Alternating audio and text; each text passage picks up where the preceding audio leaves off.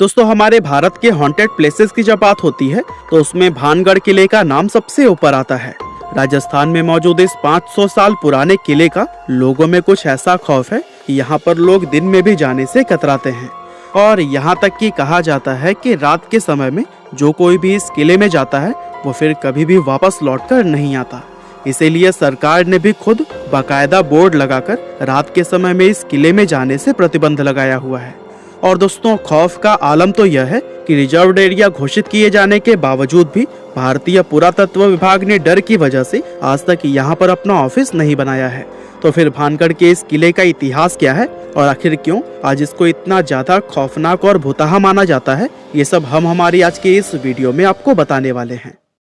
दोस्तों, भानगढ़ के इस किले का निर्माण आमेर के शासक राजा भगवान दास ने सन 1573 में अपने छोटे बेटे माधो सिंह के लिए करवाया था।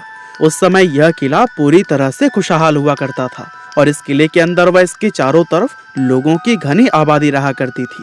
लेकिन फिर अचानक एक ऐसी अनहोनी हुई जिससे कि इस किले की खुशियां हमेशा के लिए खत्म हो गई और एक समय खुशहाल नजर आने वाला यह विशाल किला एक भुतहा जगह में बदल गया। लोगों के मन में इस किले का ऐसा खौफ बैठ गया कि उन्होंने इसे छोड़ना शुरू कर दिया, जिसका नतीजा यह हुआ कि यह किला और इसके आसपास का इलाका पूरी तरह से वीरान हो गया। यहाँ तक कि आज भी ये किला सैकड़ों सालों से इसी तरह से वीरान पड़ा हुआ है, जो कि दिखने में बेहद ही खौफनाक नजर आता है।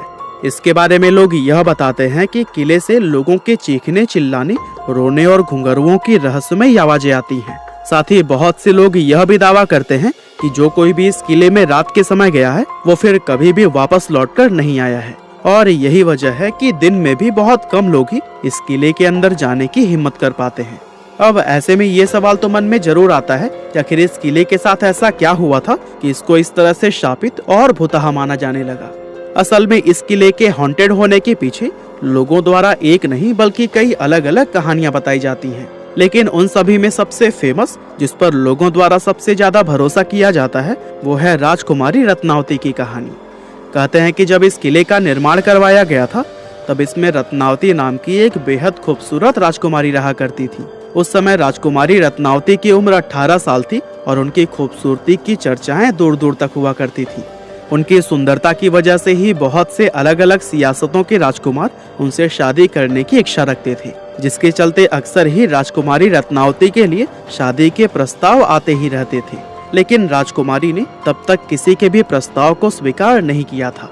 अब एक बार राजकुमारी अपनी कुछ सहेलियों के साथ खरीदारी के लिए बाजार गई हुई थी और बाजार में वो इत्र की एक दुकान पर रुकी और वहां से अपने लिए इत्र खरीदने लगी। इतने में ही उस दुकान से कुछ दूरी पर खड़े सिंघिया सेवड़ा नाम के एक व्यक्ति की नजर राजकुमारी पर पड़ी। सिंघिया सेवड़ा उसी राज्य का रहने वाला था और वो काले जादू का महारथी माना जाता था। राजकुमारी रत्नावती की सुंदरता को सिर्फ एक नजर में देखते ही सिंघिया उन पर पूरी तरह से फिदा हो गया और वो टकटकी लगाए राजकुमारी को घूरता रहा। और उसी पल उसने अपने मन में यह तय कर लिया कि वो राजकुमारी को किसी भी कीमत पर हासिल करके रहेगा।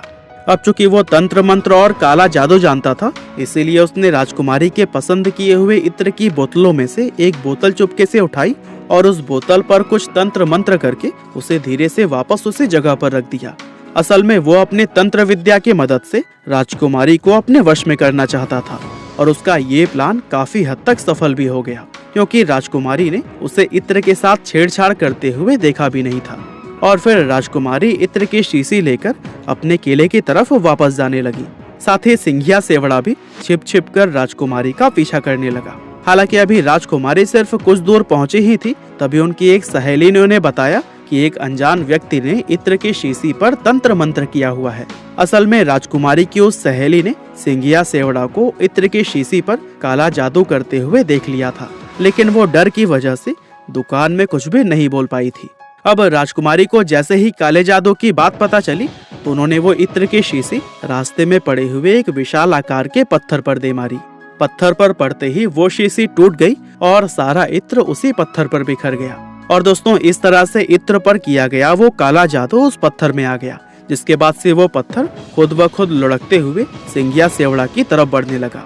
दरअसल सिंघिया ने उस इत्र पर ऐसा जादू किया था कि जो भी कोई उस इत्र को लगाता वो खुद ही उस तांत्रिक सिंघिया की तरफ खींचा चला आता। और चूंकि वो इत्र पत्थर पर लग गया था, इसीलिए वो पत्थर तेजी से उसकी तरफ ही बढ़ने लगा और पत्थर ने लुढ़कते हुए उस तांत्रिक सिंघिया को कुचल दिया, जिससे कि उसकी मौत हो गई। लेकिन मरने से पहले सिंघिया सेवड़ा ने यह शाप दे दिया कि राजकुमारी समेत इस किले में रहने वाले सभी लोग जल्द ही एक दर्दनाक मौत मरेंगे और उनकी आत्माएं हमेशा के लिए इस किले में भटकती रहेंगी। इस हादसे के कुछ ही समय बाद भानगढ़ और उसके करीबी राज्य अजबगढ़ के बीच में एक युद्ध छिड़ गया था। और दोस्तों, अजबगढ़ की सेना बहुत ही ज्यादा शक्तिशाली थी, जिसके चलते उनके सिपाही भानगढ़ के